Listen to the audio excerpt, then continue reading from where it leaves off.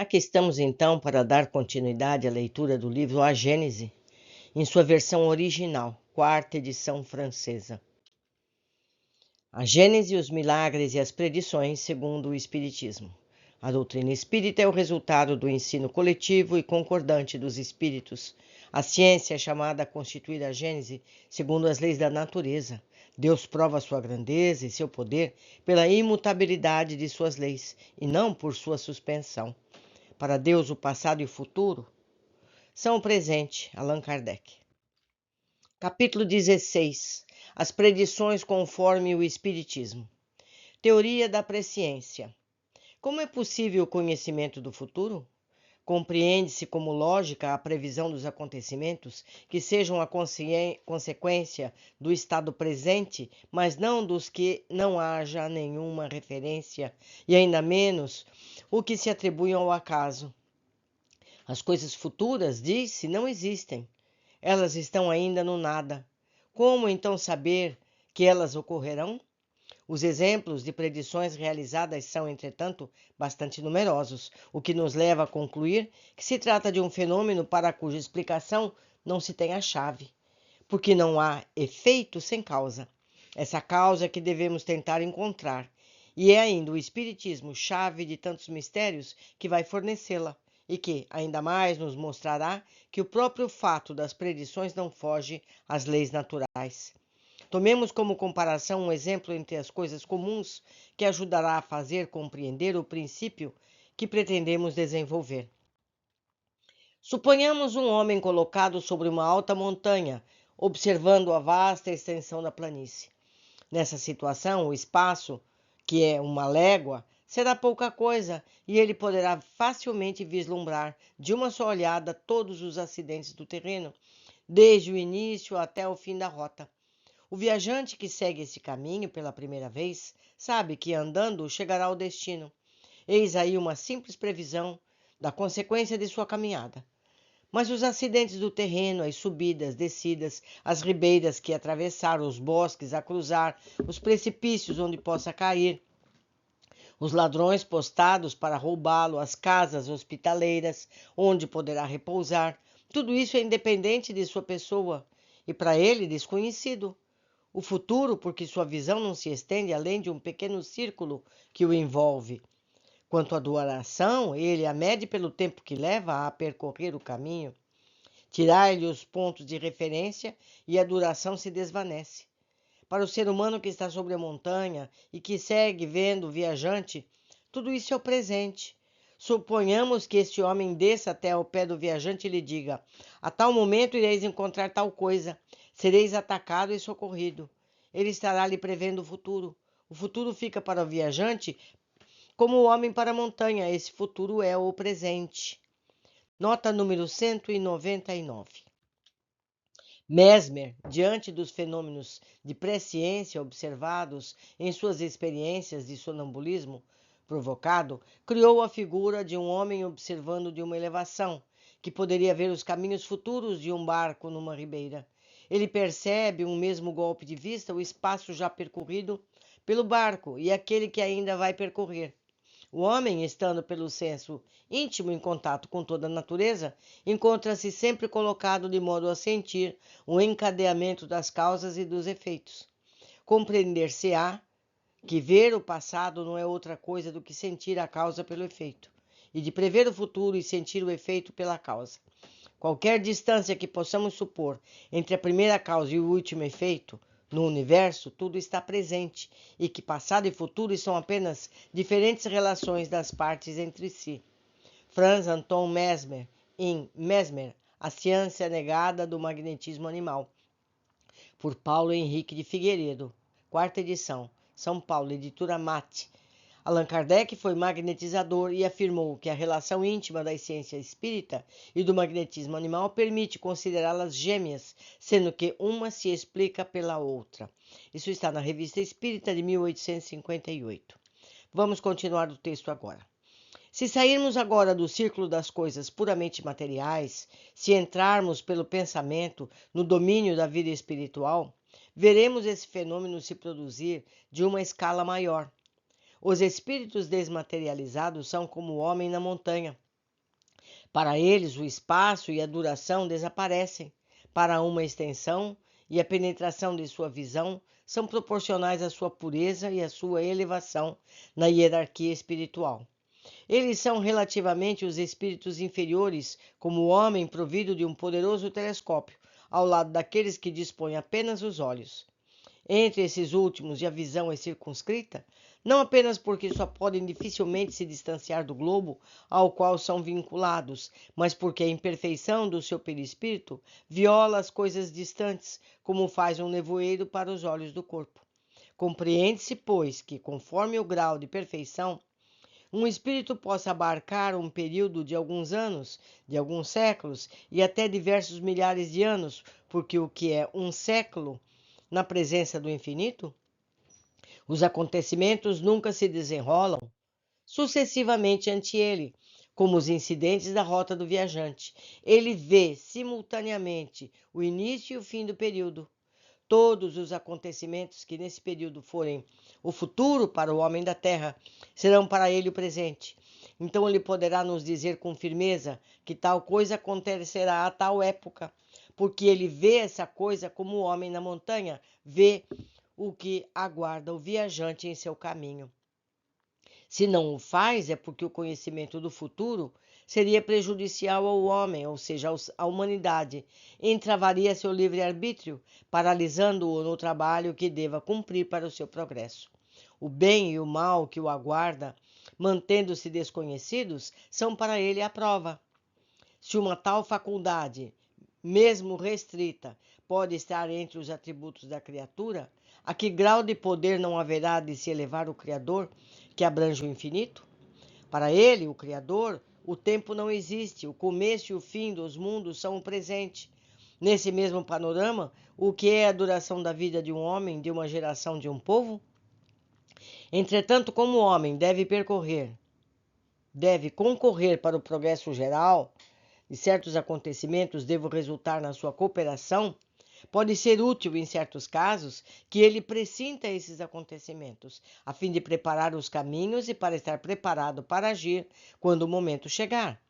É por isso que Deus permite, por vezes, que um pedaço do véu seja erguido, mas é sempre com um objetivo útil e jamais para satisfazer uma vã curiosidade. Essa missão pode, pois, ser dada não a todos os espíritos, mas, uma vez que entre esses muitos não conhecem melhor o futuro do que os seres humanos, mas há alguns espíritos suficientemente adiantados para exercê-la. Ora, é de notar que tais tipos de revelação são sempre feitos espontaneamente, jamais, ou muito raramente, em resposta a um pedido direto. Essa missão pode igualmente ser confiada a certos homens da seguinte maneira: aquele a quem é confiado o encargo de revelar uma coisa oculta pode receber sobre esse fato a inspiração dos espíritos que sabem do que se trata, e então ele transmite maquinalmente, sem compreender o que faz. Sabe-se, por outro lado, que seja durante o sono, seja no estado de vigília, nos êxtases da dupla visão, a alma se liberta e possui um grau maior ou menor de faculdades equivalentes às do espírito livre. Se for um espírito avançado, tiver, sobretudo como os profetas, recebido uma especial missão como essa finalidade, ele frui, nos momentos de emancipação da alma, a faculdade de abranger por ele próprio um período mais ou menos extenso e vê, como os atuais, os acontecimentos desse período. Pode então revelá-los ao mesmo instante ou conservá-los na memória até despertar. Temos aqui uma nota de número 200. No estado sonambúlico, por exemplo, o indivíduo pode descrever o que percebe fora do corpo, no mesmo instante em que isso ocorre. Mas se for por meio do sono, o fará quando despertar, de memória. Nota do editor. Continuando. Se esses acontecimentos devem permanecer em segredo, ele perderá a lembrança ou só restará uma vaga intuição, o suficiente para guiá-lo instintivamente. É assim que se vê essa faculdade se desenvolver providencialmente em certas ocasiões, nos perigos iminentes, nas grandes calamidades, nas revoluções, a que maior parte das seitas perseguidas tiverem numerosos videntes. É ainda assim que se vê grandes capitães marcharem resolutamente ao inimigo, com a certeza da vitória. Os homens de gênio, como Cristóvão Colombo, por exemplo, perseguiu um alvo prevendo, por assim dizer, o momento em que eles o atingiram. É que viram esse alvo que não é desconhecido para o seu espírito. O dom da predição não é, pois, mais sobrenatural do que uma porção de outros fenômenos. Repousa sobre a propriedade da alma e a lei da relação no mundo visível e do mundo invisível que o Espiritismo vem fazer conhecido.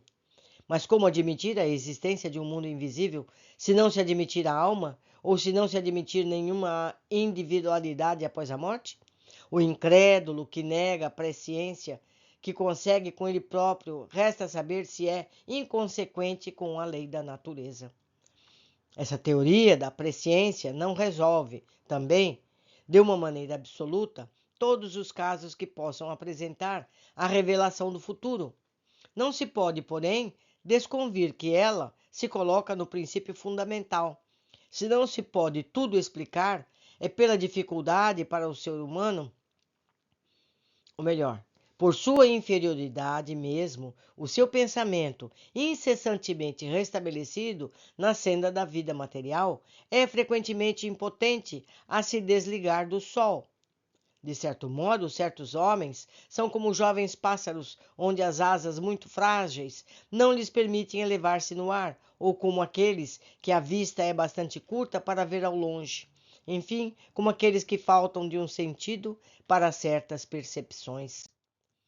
Para compreender as coisas espirituais, ou seja, para que se faça a ideia precisa quanto a que fazemos de uma paisagem que estivesse sob nossos olhos, falta-nos verdadeiramente um sentido, exatamente como um cego falta o sentido, necessários para compreender os efeitos da luz, das cores, da visão sem o contato. É então somente pelo esforço de imaginação, com auxílio de comparações tiradas das coisas que nos sejam familiares, que temos que chegar a essa compreensão. Entretanto, coisas materiais só podem dar ideias muito imperfeitas das coisas espirituais, razão pela qual não deveríamos tomar essas comparações ao pé da letra e crer, por exemplo, no caso em questão, sobre o alcance das faculdades perceptivas do espírito dependerem de sua elevação efetiva, e que eles tenham necessidade de estar sobre uma montanha ou acima das nuvens para abarcar o tempo e o espaço. Essa faculdade é inerente ao estado de espiritualização, ou, caso se preferir, de desmaterialização do espírito. Isso significa que a espiritualização produz um efeito que se pode comparar, ainda que muito imperfeitamente, à visão do homem que está sobre a montanha. Essa comparação teve por finalidade mostrar simplesmente que esses acontecimentos para uns estando no futuro, estão no presente para outros e podem assim ser preditos, o que não implica que o efeito se produza da mesma maneira. Portanto, para desfrutar dessa percepção, o espírito não precisa ser transportado para nenhum ponto no espaço. Aquele que está na Terra, ao nosso lado, pode possuí-lo em toda a sua plenitude, como se estivesse a 1000 léguas de distância, enquanto não vemos nada além do nosso horizonte visual. Como a visão dos espíritos não é produzida da mesma maneira, nem com os mesmos elementos que o ser humano. O horizonte visual destes é muito diferente. Agora, esse é precisamente o significado que nos falta para podermos concebê-lo. O espírito, comparado ao encarnado, é como o vidente comparado ao cego. Além disso, devemos considerar que essa percepção não se limita à extensão, mas abrange a penetração de todas as coisas. É, reiteramos, uma faculdade inerente e proporcional ao estado de desmaterialização. A encarnação a amortece sem cancelá-la completamente, porque a alma não está trancada no corpo como em uma caixa. O encarnado a possui, embora sempre em menor grau do que quando está completamente desligado. É isso que dá a certos homens, a certos seres humanos, um poder de penetração que os outros não têm. Uma maior acuidade de visão moral, uma compreensão mais fácil das coisas extramateriais. O espírito encarnado não apenas percebe, mas também preserva a memória do que viu no estado de espírito livre. E essa memória é como uma figura que reflete o seu pensamento. Durante a encarnação, o espírito vê, ainda que vagamente, como através de um véu. No estado de liberdade, vê e compreende claramente. O princípio da visão não é externo a ele, mas está nele. É por isso que ele não precisa da nossa luz externa, por causa do efeito do desenvolvimento moral. O círculo de ideias, concepções se expande, por efeito da desmaterialização gradual do perispírito. É purificado nos elementos densos que alteram a delicadeza das percepções. Dessa forma, é fácil entender que a expansão de todas as faculdades resulta no progresso do espírito. É o grau de amplitude das faculdades do espírito que na encarnação o torna mais ou menos apto a conceber as coisas espirituais. Todavia, essa aptidão não é consequência necessária do desenvolvimento da inteligência. A ciência comum não dá. É por isso que se veem homens de um grande saber que são cegos para as coisas espirituais, como outros os são para coisas materiais. Eles são refratários a elas, porque não as compreendem. Isso tem a ver com o seu progresso, ainda pouco desenvolvido nesse sentido, ao passo que se vê pessoas de uma instrução e de uma inteligência comuns compreendê-los com a maior facilidade, o que prova que eles tinham a intuição prévia. É entre eles uma lembrança retrospectiva do que viram e souberam, quer na erraticidade, quer em suas experiências anteriores, como os outros têm a intuição das línguas, das ciências que possuíram. A faculdade de mudar seu ponto de vista, de torná-lo do alto, não dá somente a solução do problema da presciência, dá também a chave da verdadeira fé, da fé sólida e também o mais poderoso elemento de força de resignação, porque então a vida terrestre, aparecendo como um ponto na imensidão, compreende-se o pouco valor das coisas que vistas de baixo parecem tão importantes. Os incidentes, as misérias, as vaidades da vida se reduzem à medida que se desenvolve o imenso e esplendoroso horizonte do futuro. Aquele que vê assim as coisas desse mundo fica muito pouco ou nada atingido pelas vicissitudes, e por isso mesmo que ele é tão feliz quanto possa ser aqui na terra. É preciso, pois, lamentar os que concentram seus pensamentos na estreita esfera terrestre, porque experimentam com todas as suas forças o impacto de todas as tribulações, que como os outros tantos aguilhões que atormentam sem cessar. Temos aqui a nota 201. Para os espíritos imperfeitos, neste ou noutro mundo, em virtude do sofrimento moral inerente à sua condição, o tempo parece devagar, e à sua frente as eternidades se estendem sem que possa deslumbrar um fim. Já o espírito, em progresso, sente-se feliz observando o desenrolar de suas conquistas dia a dia. Segundo essa teoria moral, o espírita, apresentada por Allan Kardec, Deus dá aos espíritos, além da liberdade plena, a medida natural das consequências de suas leis universais e imutáveis, em virtude das escolhas, permitindo uma evolução intelectual e moral autônomas, independentemente de recompensas ou castigos contingenciais, como falsamente imaginam as doutrinas religiosas ancestrais. Meus amigos, precisamos treinar a nossa capacidade de presciência, de liberdade do aqui e agora, não é? Mas aos poucos vamos conseguindo. Por hoje ficamos por aqui, aguardo vocês na próxima leitura.